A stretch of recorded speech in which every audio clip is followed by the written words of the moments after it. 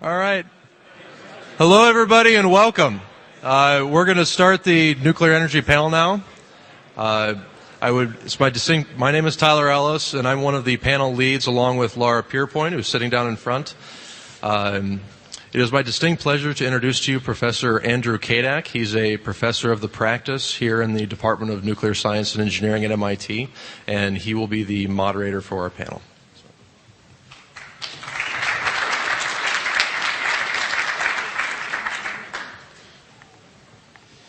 Thank you.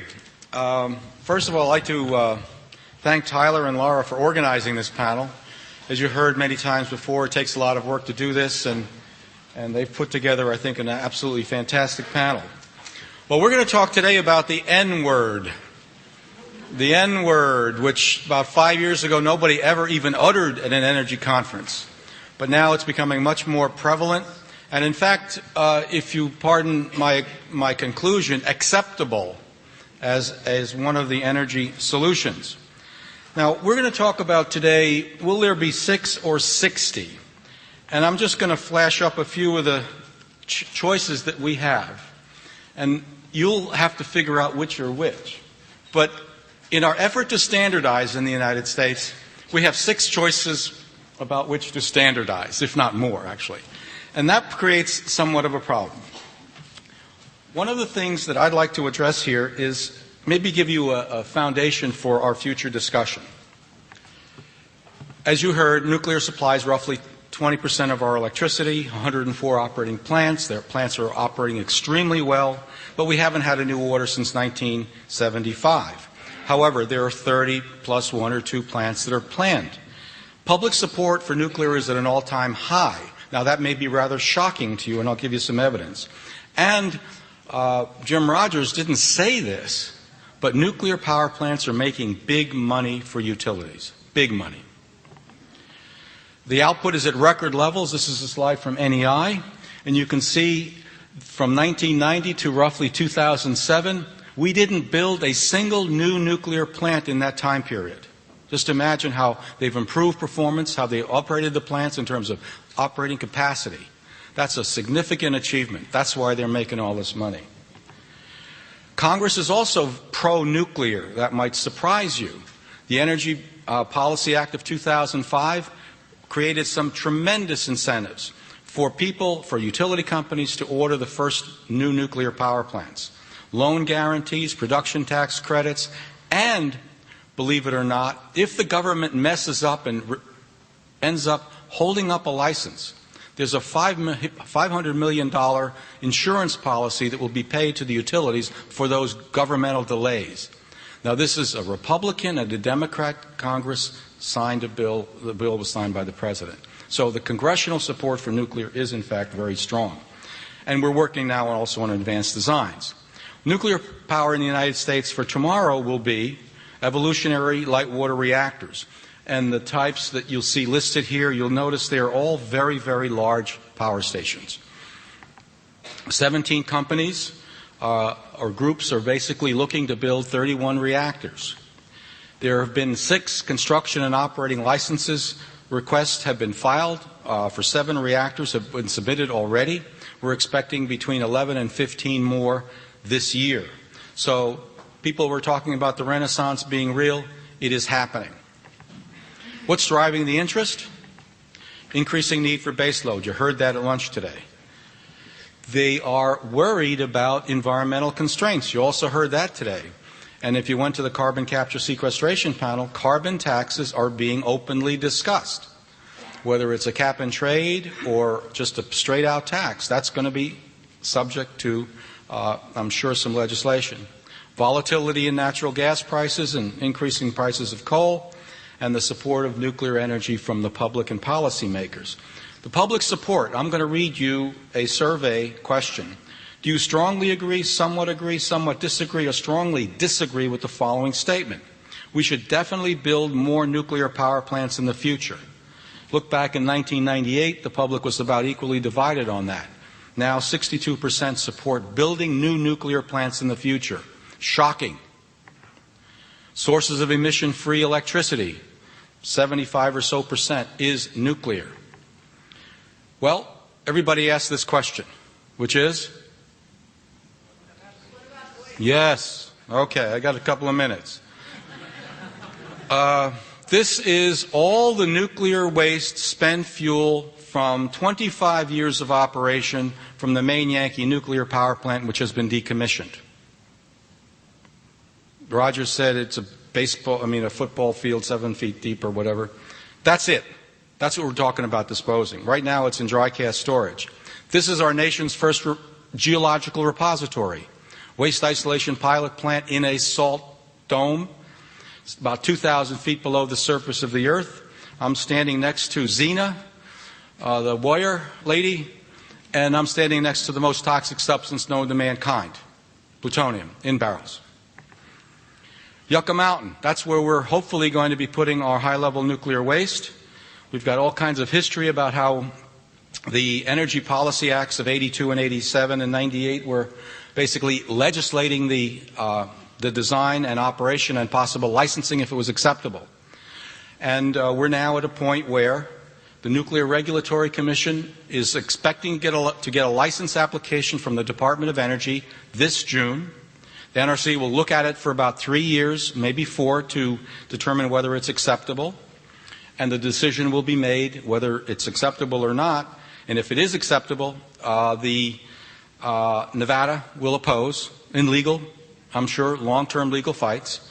If NRC still thinks it's appropriate, we can see a repository operating perhaps in 2015 and 2020.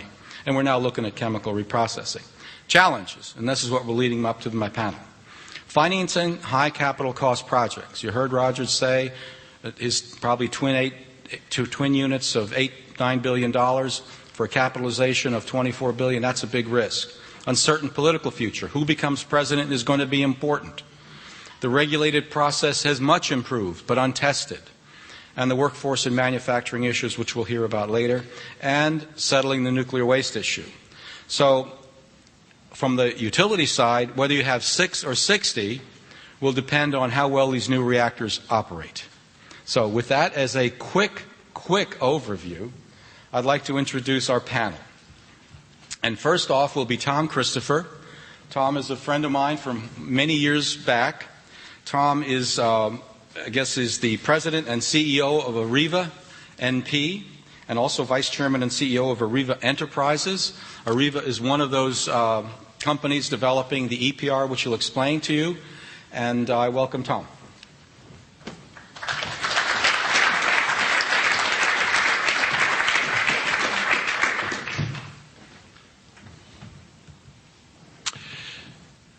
Let me preface my comments by giving you a bit of perspective from the view of a nuclear vendor as to what this world is that we participate in.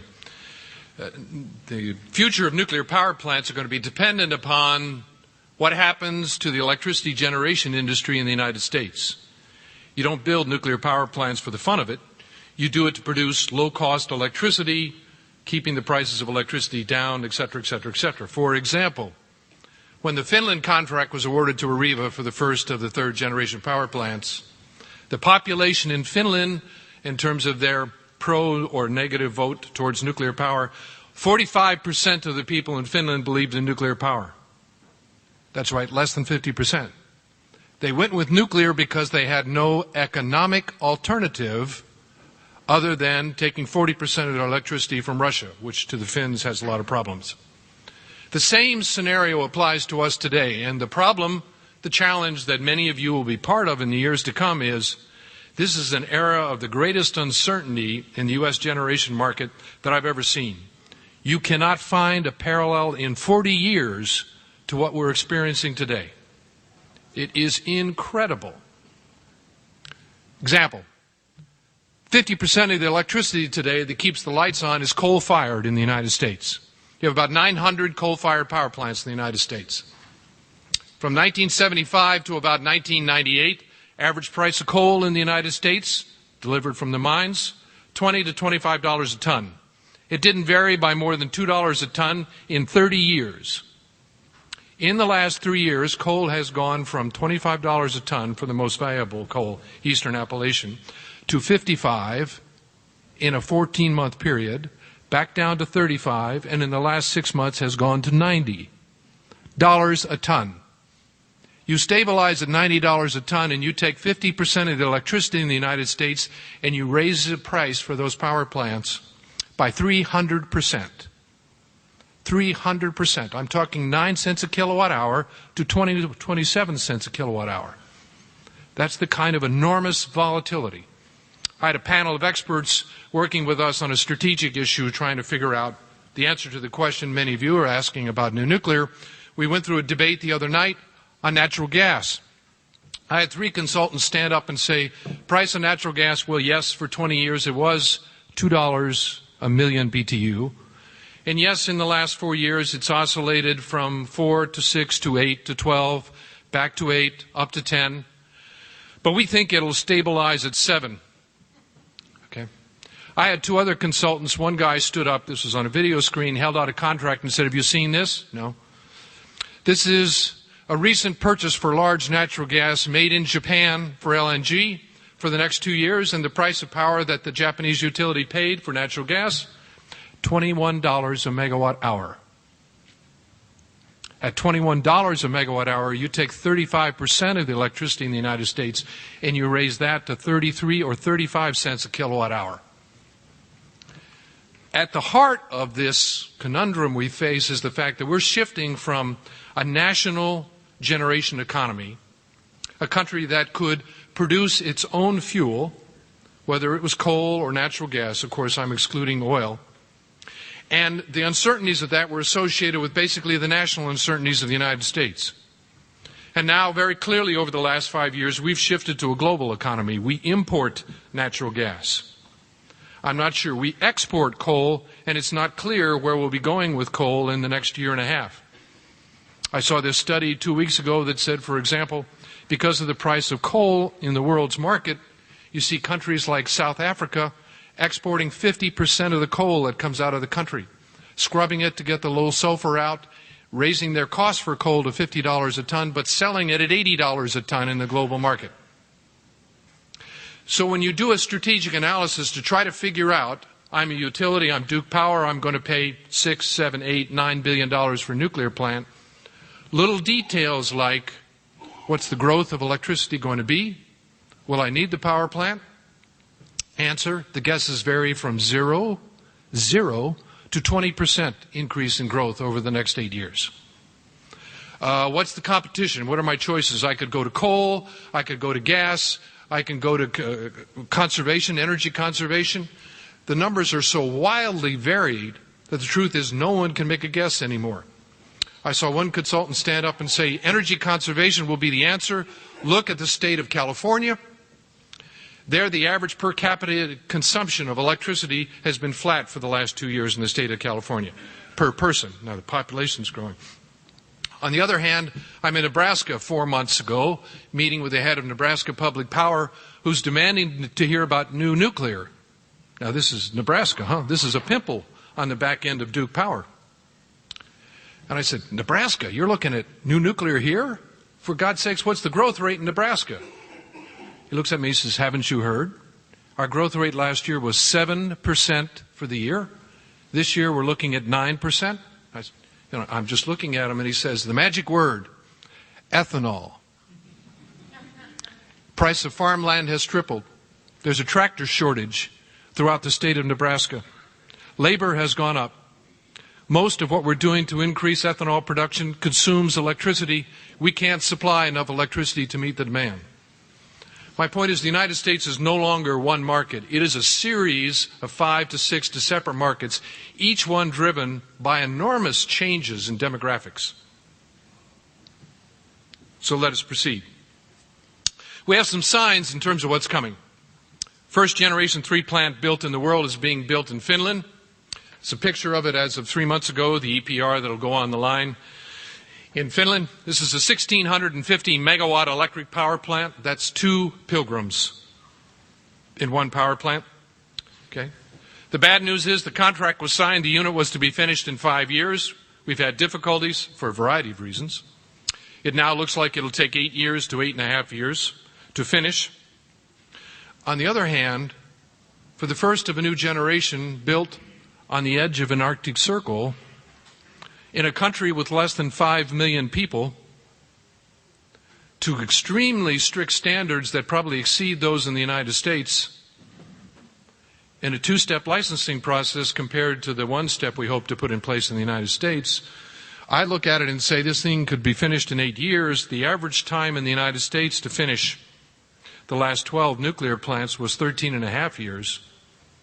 It's a good sign. Now, when I talk about rigorousness, the point is, for example, the Finns required that plant to be designed for the crash of the largest passenger jet in the world, fully loaded with fuel at any point in the station, built on a finite element analysis model of the mechanical and thermal loads to show that the ultimate heat sink core cooling capabilities was not degraded. That is a standard far in excess of what the United States requires today. So I talked about the economics. In the year 2000, when you talk to a utility about, am I going to build a new plant, new nuclear or coal, they looked at a coal plant and said its production costs are a little over $17 a megawatt hour. Nuclears are about 0.2 cents less. Why should I run the risk? I'll go with coal. Everyone, right through 2000, 2001, talked to coal. Times change. Clean Skies backfits went through in the United States. Great majority of the utilities, particularly the ones in the eastern half, have to clean up their emissions by 2010 or 2011. They're putting in baghouses, scrubbers, selected catalytic recombiners. That was expected to be a null set. Yes, you're going to add a lot of more equipment, you're going to increase your house loads, but you're going to be able to burn cheaper coal. Should be a wash. Not the case. Most of the plants that have done that have found the house loads increase much greater, and unfortunately they weren't able to burn cheaper coal. Because of the other contaminants, they've had to go back to the high quality coal, and as a result, we're seeing the average coal plant now prices double from what they were 3 years ago. Meaning an existing coal plant that used to be able to produce power, production costs of $17 a megawatt hour, now is looking at $35 to $40 a megawatt hour in the next year and a half. So when you look at the future and you weigh these variables about what could happen nuclear versus coal, you look now at a nuclear plant where the production costs would still be new nuclear, less than 20, and coal could be 45 to 65, depending on what assumptions you want to make. How many plants? Andy talked about it. Reality is there will be, by the end of this year, 35 COL commitments in one form or another. Reality is, what it means is, by this time, by 18 months from now, there will be 50 COL applications, combined construction and operating license. That's the good news, you might say. The bad news is the great majority of them are only options. Options. Meaning you, the utility, spend $70, $80, $90 million. You do the preliminary vendor evaluations, you select your vendor, you go through licensing, you spend no additional monies. You wait the 3 years, 4 years to get the license, and at that time the license is a license to construct and operate. So what you've done is you have spent money to have the option of a rapid construction cycle for a nuclear plant. And the trick with a 40-year with a COL license is you have up to 40 years to make that construction decision, so you don't need to spend it the next year. So yes, there are going to be a lot of COL applications. However, the great majority of them are options while the utilities buy time to see which one of these wild economic factors I talk about materialize. The nuclear vendors will play a different role this time around. Compared to the 70s, a nuclear vendor scope, I was at Westinghouse in those days, a project manager in Salem many years ago. The nuclear vendor scope, Westinghouse, GE, B&W, etc. in those days, was 10% of the plant. We built the engine components only. We supplied the reactor vessel, the steam generator, pressurizer. We did the overall systems layout for the nuclear system, but 80% to 70% of the work was done by architect engineers. So we would specify 2 safety injection pumps, but it was up to Bechtel, Fluor, Stone & Webster, Shaw, etc., to decide how the pump would be designed, how it would be manufactured. And if you asked a pump manufacturer in those days, they'd say, yeah, I've been supplying safety injection pumps for Westinghouse plants. Truth is, they have nothing in common. Every one of them is different, all shaded by the judgment of the local AE. Now we have the new licensing process. It requires a vendor in this design cert to design a very comprehensive spec for the plant. As a result, we found ourselves, in the case of Areva, like it or not, we are responsible for 60% of the station. You want an EPR? Congratulations, you get 4 12.4 megawatt emergency diesels. You got your choice of colors. Everything else you have no choice on. 150 feet located from the safeguards buildings, water cooled, et cetera, all of that's locked down now. So as a result, can you get cost reductions in this plant? Yeah, all of a sudden, from our point of view, we control 60% of the design of the unit.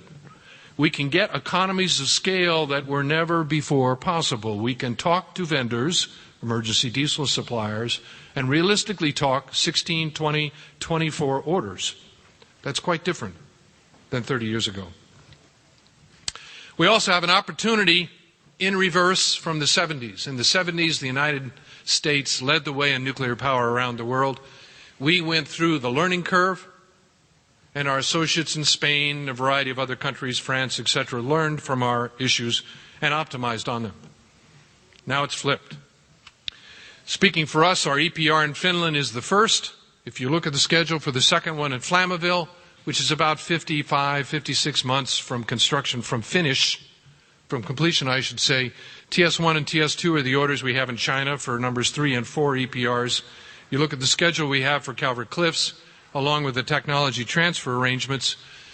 Now all of a sudden, before we build any of the critical structures, we'll have operating experience on the EPR. Before we get into the last of the licensing dialogues with the NRC, we'll be able to refer to operating parameters. And with regard to costs, I've flipped our perspectives here. When you look at the cost for a new nuclear plant, what I've done is in pluses shown the areas where it appears as if, particularly speaking for Areva, we have the ability to drive those costs down, and shown you the percentages. So you put in the bottom line and apply the percentages. You believe the unit's going to cost $8 billion? Then I'm telling you the design, engineering, and project management is $800 million. If you believe it's $7 billion, then it's 70. What we've already seen as a result of the standardization is the engineering estimates will be dropped by 100 to 150 million. But each plant individually will still require probably $400 million of engineering. The NSSS components, we've got a lot of confidence on them today. We've fixed priced them now. And we see some trends for declining, particularly as we expand our infrastructure in the United States. The problem is the one at the bottom: craft labor, field management, and some of the BOP equipment and material. For example, what does it cost for the copper and the cable that you're going to lay in this plant? The price of copper only jumped 90% in the last 4 months and then dropped back down by 70%. Pick your poison in terms of what you're going to believe in your contract. Craft labor. If you look at the efficiencies of building a power plant and say, I'm going to go with the model, for example, of a Diablo Canyon in the early 80s, then that says to finish an EPR, you need 6,000 people for 72 months. If you say, I'm going to use the efficiency, for example, of just the Bechtel contract for the VIT plant in Washington State, much better efficiencies, that 6,000 people goes to 4,000 people and the 70 months go to 54 months. We won't know those answers for another 2 years as we get through the licensing process and complete the design. We're about 35% complete on the detailed plant design. We have 350 engineers working full-time now in the United States on our first project, Calvert Cliffs 3. We will have the answers for many of those questions. Truth be told, I would be surprised if we're less than $4,000 a kilowatt. I also don't think we'll be over 5. I expect a lot of business in the nuclear world, but you have to play your own cards and take your own chances. Thank you.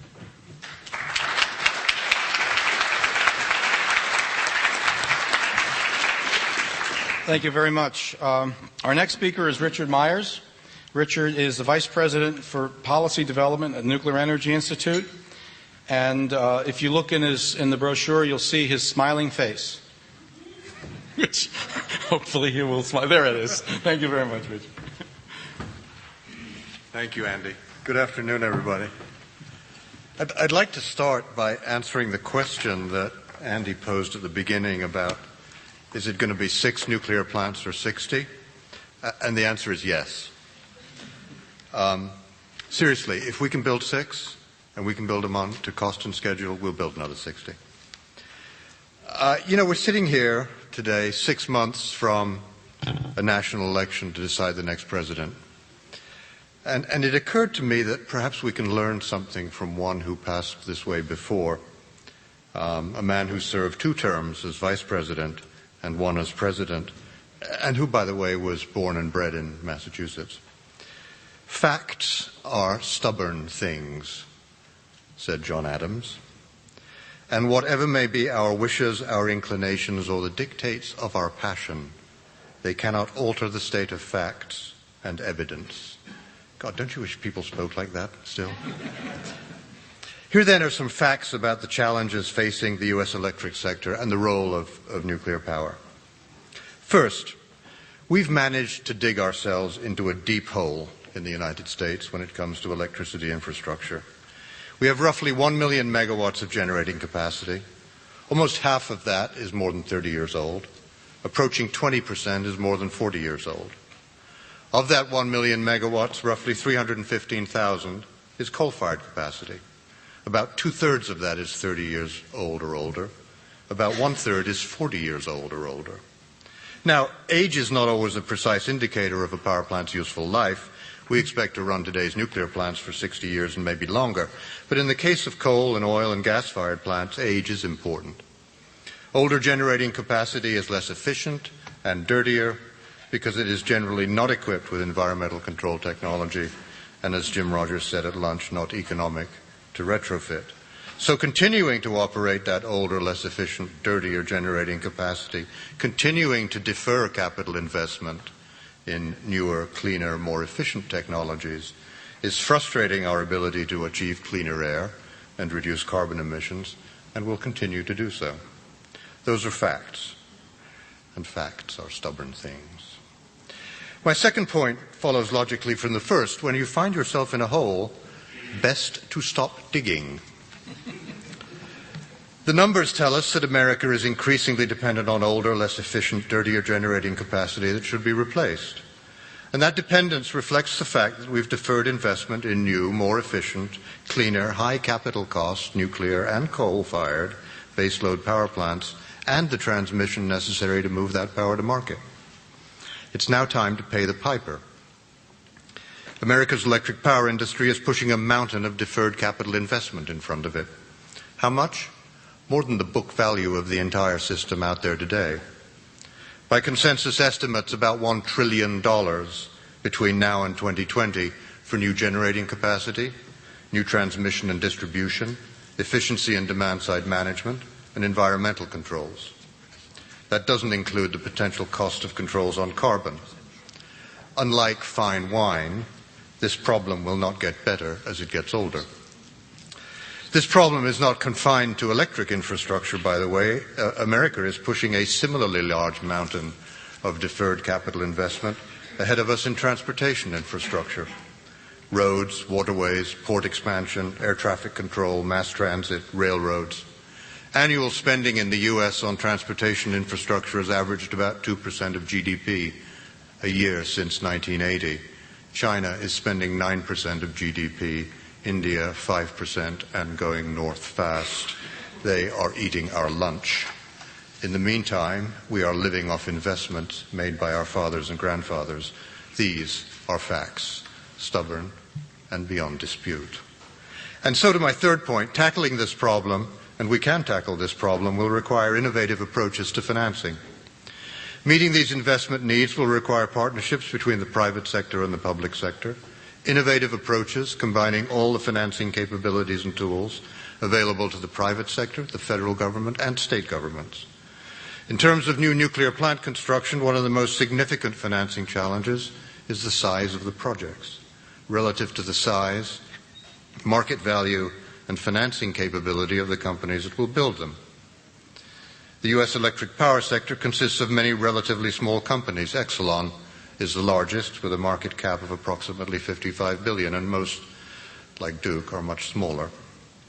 This compares with major oils like Chevron, Texaco, and ExxonMobil, with market values of $200 to $500 billion, and with electric companies overseas like Électricité de France and Tokyo Electric. New nuclear plants are expected to cost $6 to $7 billion each. Although $6 to $7 billion projects are not unique in the energy business, they're typically done by the major oils. The relatively small U.S. electric power companies cannot finance new nuclear without financing support from state governments, the federal government, or both. The modest loan guarantee program authorized by the Energy Policy Act of 2005 was a small step in the right direction, but it doesn't represent a sufficient response to the urgent need to rebuild our critical electric power infrastructure. We need something more ambitious, a new model, an energy infrastructure development bank equipped with the tools necessary to ensure that capital flows to infrastructure development. The Export-Import Bank has $100 billion of loan guarantee authority to support American companies doing business overseas. The federal government manages a successful loan guarantee portfolio of $1.1 trillion, which on balance returns more to the Treasury than it costs the taxpayer.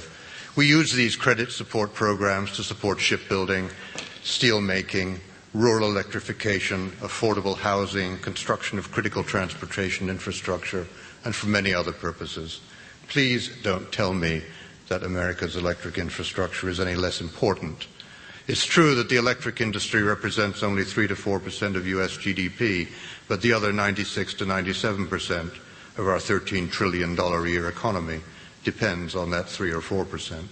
More facts. They are stubborn things, aren't they? Here's an important related fact. The high capital cost of new nuclear plants doesn't mean the plants are not economically viable.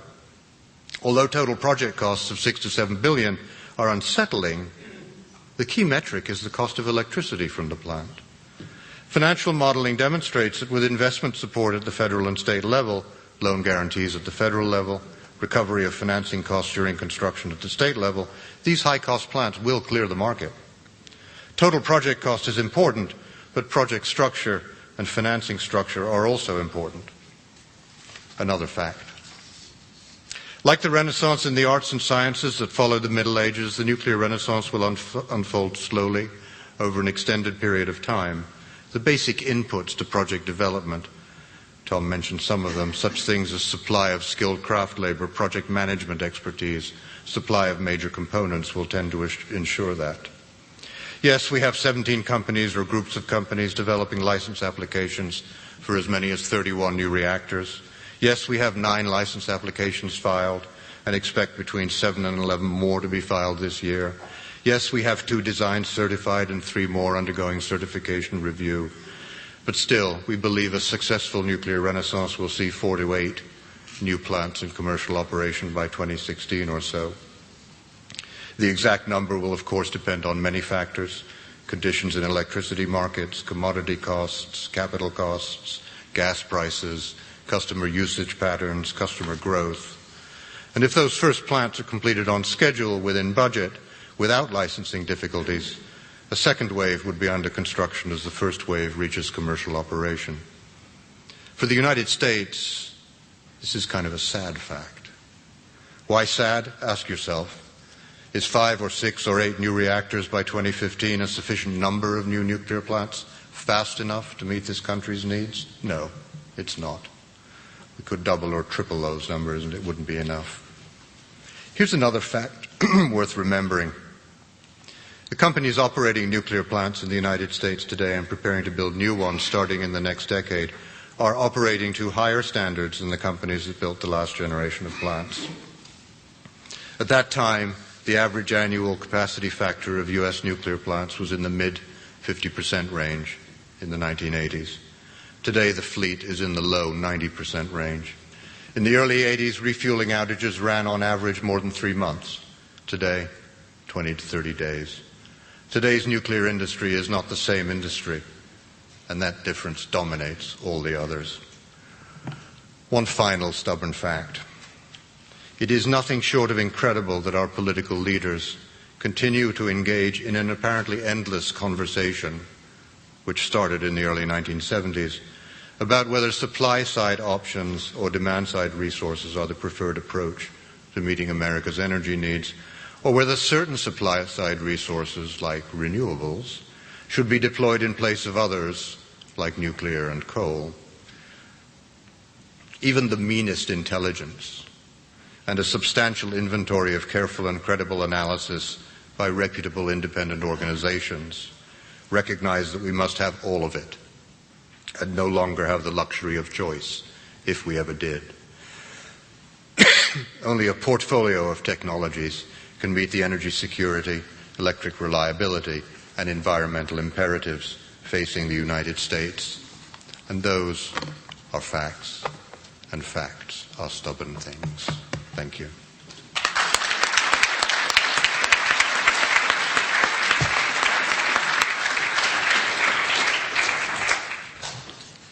I told you he'd make you smile. Okay, our last panelist for today is John Gilbertson. John is a managing director and partner with Goldman Sachs, and he'll give you, I believe, the financial industry's perspective of new nuclear.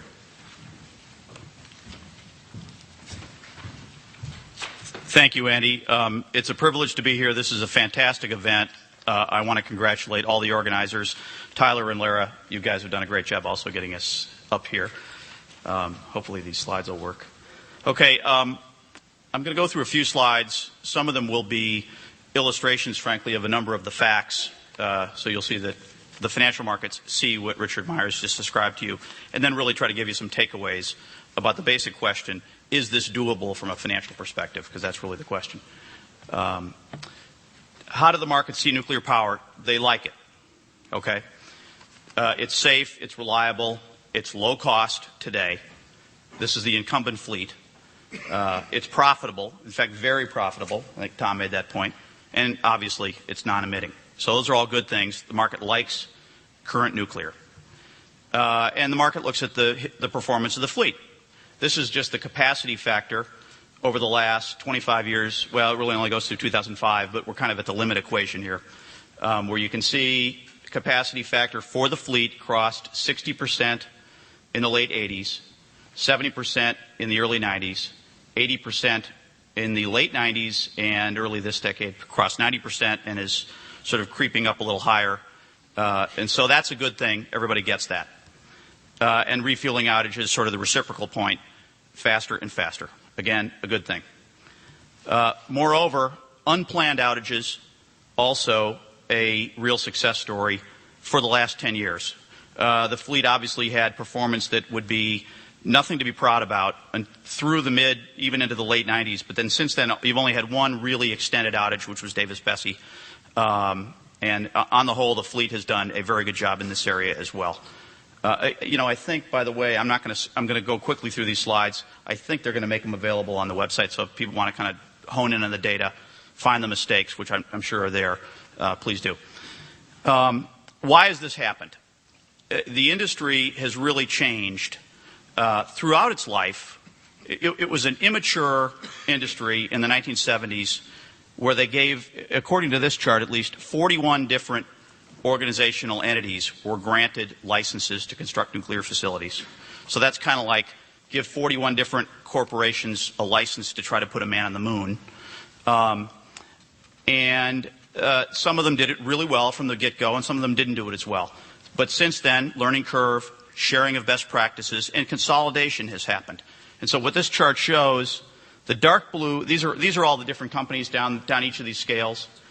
And their initials, so you can kind of guess who some of them are. The top one, EXC, that's Exelon, obviously. Dark blue is what they started with after they built out their own fleet. Light blue is additions to their fleet through merger or acquisition. And red are two transactions that were attempted in the last 3 years, which would have created further consolidation, but were both turned down by state regulators in Maryland and New Jersey, respectively. But the point is, the industry's consolidated. I think the general view is that has contributed to its success. And I think there are those who would debate whether the restructuring towards a competitive marketplace in many states, not all obviously, has had something to do with it. My guess is it's had something to do with it, but it hasn't really been the driver. It's really been just a whole series of things. And the companies 15 years ago did not look at nuclear as a business. Today they clearly look at it as a business. It's a distinct area of competence, and thus they do better at it. And these are all things that, as a financial market, say, do we want to bank this industry? The answer is yes. And the consequence of this, by the way, is today you can find financial sponsors who generally speaking aren't owners of nuclear plants. There are a couple of exceptions to that, but the KKRs of the world. And there's one in particular that I've heard say they would pay $4,000 a kW to buy an existing nuclear plant in a merchant market. Meaning if they could earn merchant rates of return based on the cost structure of an existing nuclear plant, they'd pay $4,000 a kW. That's a high number, but that gives you some sense, and that's a plant that's already been operating for 30 years. That gives you some sense of $4,000 to $5,000 a kW for new construction. Not so bad. Sorry, I'm going the wrong way. And so the punchline of all this, the market gets it. If you take a cross-section of nuclear-heavy utilities, which is the upper group in green, and then compare it to a cross-section of fossil-heavy utilities, what you see is over the last 5 years or 10, the nuclear index has done materially better because of all the advantages we just talked through. Not to mention, everybody sees the prospect of the carbon cost advantage that nuclear will have. So incumbent fleet is well regarded. What about new build? This is the $64 billion question. Why do we need new build? You've heard it already. Demand for base load, climate protection, expected cost of carbon, natural gas price and heat rates. Enabling factors. There is considerable stakeholder support. You heard about the public support. The PUCs in many states now have put in place, have made rulings that make it easier, and the state legislatures have adopted laws that make it easier to do it. The NRC has streamlined their process, and DOE is pushing financial support. Although I agree with Richard, the DOE support is limited at this point and has constraints to it. So you've had thus, I count 20 different entities who have raised their hand and said they are intending to file a COLA. Now, I'm including Mid-American on this list, which has since said they're not going to do it, although maybe 6 months from now they'll finally reach agreement with their vendor and decide they are going to file a COLA. But there are a lot of entities out here, and it's organized by rate base on the bottom half of the page versus merchant markets on the top half, and then the different technologies going left to right, starting with Areva, et cetera, on over. Now, the issue, though, is, as Richard said also, the companies are simply too small right now, for the most part, to be able to do this and just say we're going to undertake a new plant. And you can see the points Richard made. Oil majors globally, $100 billion to $500 billion. European power companies, a much more concentrated industry structure, $50 billion to nearly $200. And then the U.S. power industry is basically, the bottom one on this list is SCANA, which is one of those that's already filed a license application, $4 billion market cap, wanting to undertake a $7 billion plus project. So that's, Minnow wants to catch whale with a hook. The only company on this list that has the financial scale to be able to just do this without real financial wind at their face is Berkshire Hathaway, which owns Mid-American. The rest of these, even Exelon would tell you, it's a tall order. So financing it, just to prioritize the risks and roadblocks, there's a whole bunch of issues that the financial markets worry about. Safety, and these are what I'd call the low hurdles. They're all important, but they're all things that people see a path to get through probably pretty quickly. Safety and security, spent fuel storage, we talked about that. The spent fuel issue is not something that's going to stop the financial markets right now. It's an issue, and by the way, if there's a big problem with spent fuel, let's say there's a radiation leak, which technically I don't think can happen, but if there was, of course, that would change things. But at this moment, that's not a roadblock. New technology, licensing, permitting, fuel cost, minor issue. Corporate finance markets, yes, they're disrupted now, but they're not going to stop things. Higher hurdles. Cost recovery, can you get the right construct in your state? Power markets, if you're a merchant, can you get the right offtake agreement? And the impact on credit rating of the sponsor. Those are big issues. But the biggest issues are construction cost. That's why important that Tom's here. Construction schedule. And in each of those cases, it's not just the size or length of the schedule, it's also the variability. What if it does go from 5 years to 8 years? That's, especially for a merchant plant, that's a huge problem. Project finance markets, right now, they don't exist.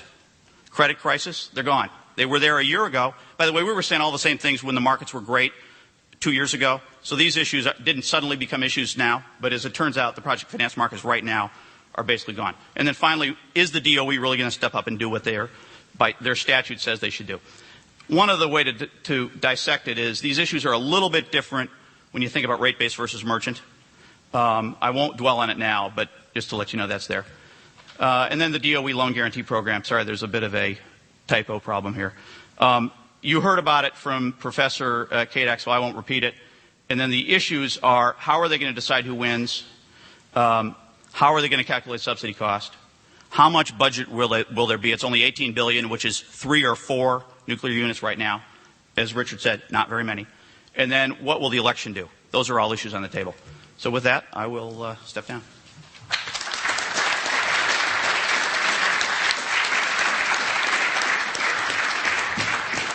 Thank you very much. I'm only going to ask one question because we ran a little long and I want to give you time to ask questions, so think of your questions.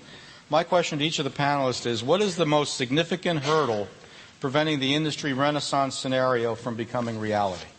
Tom.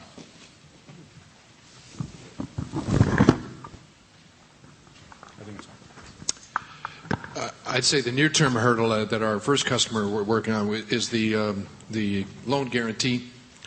You saw the Florida Power and Light published their proposed budget for a new nuclear plant. They assumed without the loan guarantee their interest rate would be 11.04% interest paid on a plant they assumed would take 11 years. So the interest they were going to pay on that plant was $1.8 billion in interest. If the loan guarantee solicitation comes out, Constellation will apply within 6 weeks. That interest rate, we hope, would be 5.5%. So you're already talking $1 billion difference in the cost of a nuclear plant for at least the first few that would have that guarantee of the loan. Richard? Financing. Same answer as Tom? Yeah. I mean, these are very big projects and very small companies. It's a huge challenge. The financing is the issue, but the underlying issue is construction cost and who bears the risk of variability in construction cost. Traditionally, in project-financed power plants, the sponsor negotiates eventually a fixed price for the delivery of the power plant in working order. That's difficult for the vendors to do today because of pressures in their supply chain. That, in turn, spills over into the ability to finance. Okay, we'll open it up for questions now, please. Gentleman right here. Could you wait for the mic, please? And is there another mic floating around? Okay, bring it up. Oh, you got one? Okay. Stay back with the gentleman. Okay. My question is, will the availability of what I would call more than several reactor designs and even more plant designs prevent the economies of scale and economies of learning that would otherwise have reduced the construction costs for an installed nuclear base?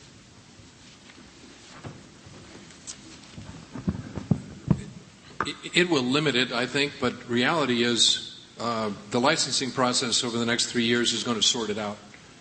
Out of this next 4 years, 3 years of licensing, it will winnow the applicants down to where there are going to be 2 or 3 clearly in the lead. The new plant market will focus on them, and then there'll be other followers. So as a first wave, I don't think so. Second wave, it may introduce some complexity.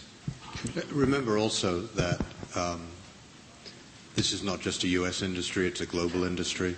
Thomas sold plants in China. He's building one in France and one in Finland. Westinghouse, Toshiba Westinghouse has sold 4 in China. The learning curve doesn't just have to happen in the United States. So. Okay, in the back.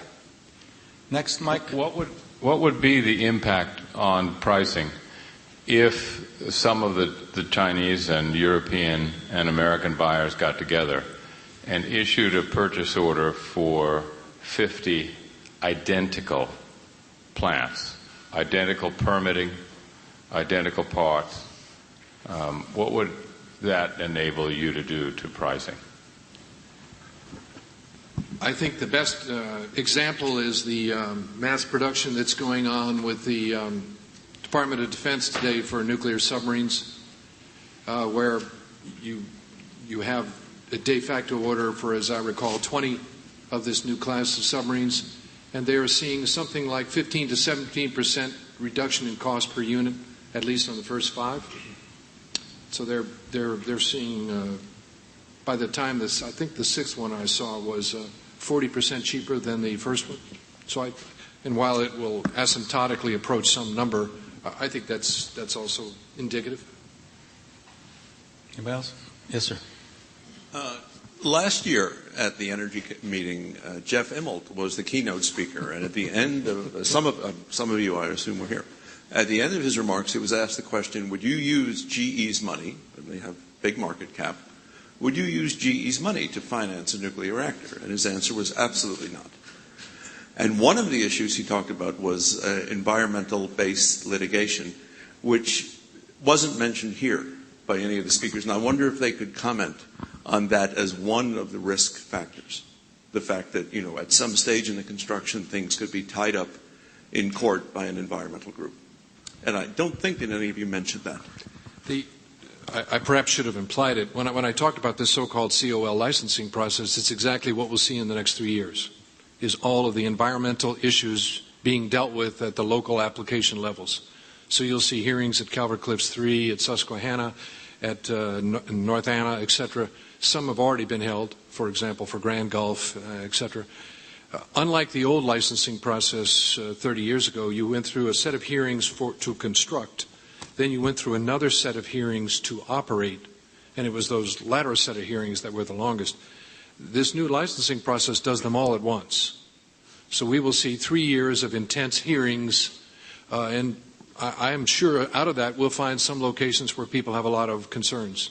Typically, since this first wave of sites are brownfield sites where there are existing nuclear plants, and by and large you find very supportive public people in the local areas, more and more people are questioning whether there will be any substantial backlash.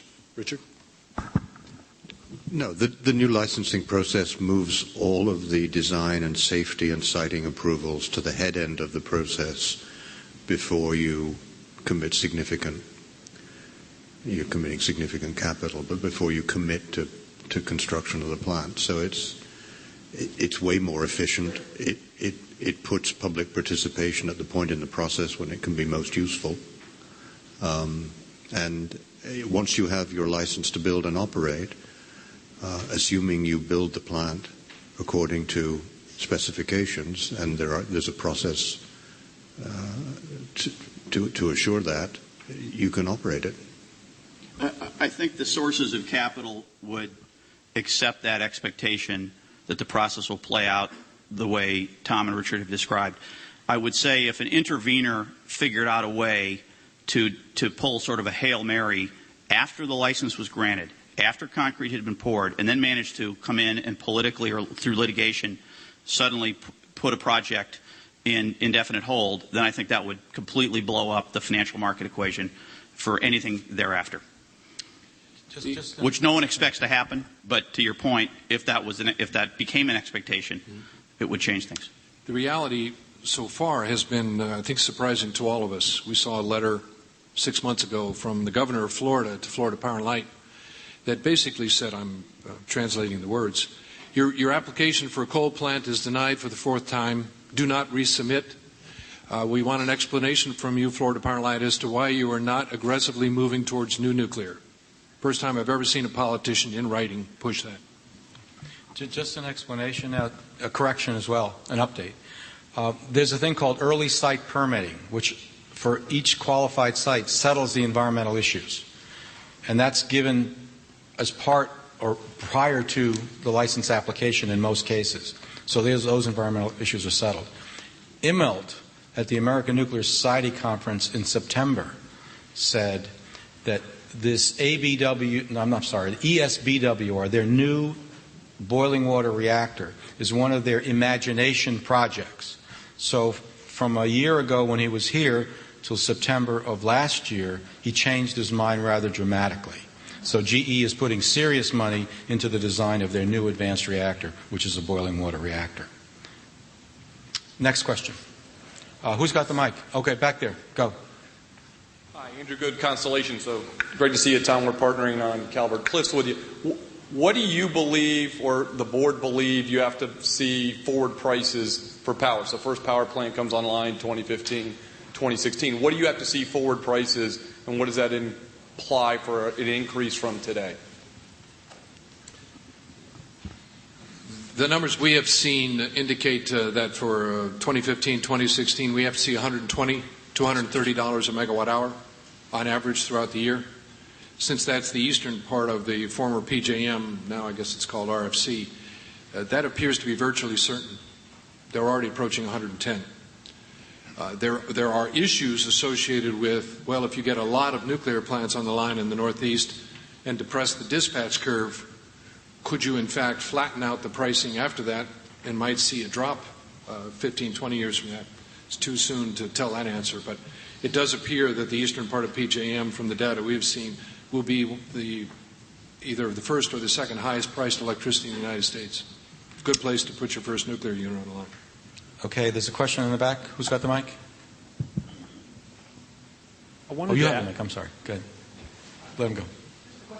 If we sort of conclude that, if one of the conclusions from this is that having the government guarantees from the federal government and the state government is absolutely critical to facilitate the financing of more nuclear power plants, I was curious as to of the, let's say a nuclear power plant costs $8 billion.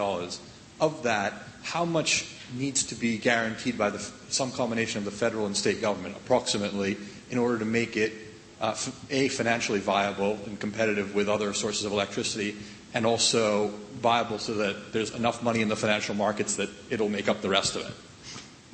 The utility industry typically finances using very conservative capital structure, typically 50% debt, 50% equity. And the rating agencies like to see them maintain that sort of very conservative capital structure. What the loan guarantee allows you to do, and the beauty of the loan guarantee, is leverage. And under the Energy Policy Act and the rules promulgating the loan guarantee program, you can leverage the project up to 80% debt, as high as 80% debt. Now that has a dramatic impact on the project's weighted average cost of capital, and by the way, also brings down the price that the project has to charge in order to recover all its costs. It's a very powerful economic stimulus. I might add one other comment, because I don't want to leave you with the wrong impression.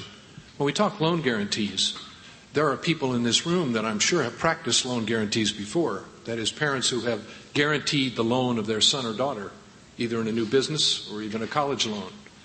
That's the concept we're talking about here. The government does not loan the money. They guarantee repayment in the event of a default. So if you get the first 4 or 5 plants through on schedule, after that, loan guarantees are not required, because you have proved that the risk in this investment is a normal risk in the industry. So you will see lots of people that say, once we prove we can get these things through at whatever the number, $7 billion a plant, and controlled some of the risks that we've talked about, the loan guarantees are not a prerequisite long term.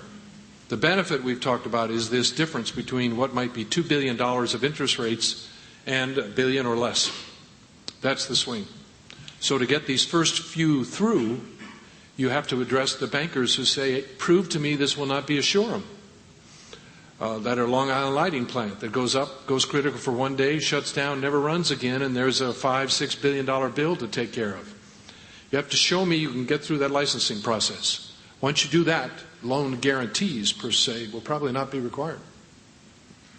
Okay, one more question, then we'll have to adjourn. Yes, sir. I just wanted to ask if there were any smaller scale nuclear technologies, and I'm thinking specifically here of pebble bed reactors that are going to be potential game changers. You're my man. Unfortunately, we don't have a lot of time, but pebble bed is one of those reactors that was on the bottom right of that first chart. It is a small 250 thermal megawatt, 120, 150 megawatt electric. It's really ideally suited for distributed energy, or you build them in modules up to the 11, 12, 1500 megawatts as you need them. 2 are being built, 1 in South Africa, 1 in China. Hopefully we'll build 1 in Idaho as a next generation nuclear power plant to make hydrogen for all the fuel cell people who love fuel cells. Let me just now summarize, please. We are now talking maybe about 30 reactors and probably 20 years or so. When we started this nuclear industry back in the 60s, the Yankee Row in New England was one of the first commercial nuclear plants started operating in 1960. Since 1960 till about 1985, we built over 110 reactors, 25 years. So we're sort of just dabbling here, sort of playing games.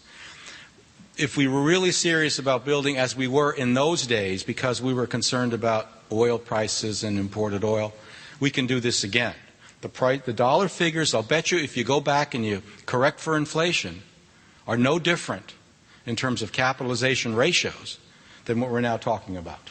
So this is not anything unusual, but the industry's got to decide to do it. And the uncertainties that we talked about today, the regulatory, political, cost uncertainty, is going to be settled once we start building, as Tom said, the first couple of plants and see how they work. Thank you very much. I want to thank our panelists. They're wonderful.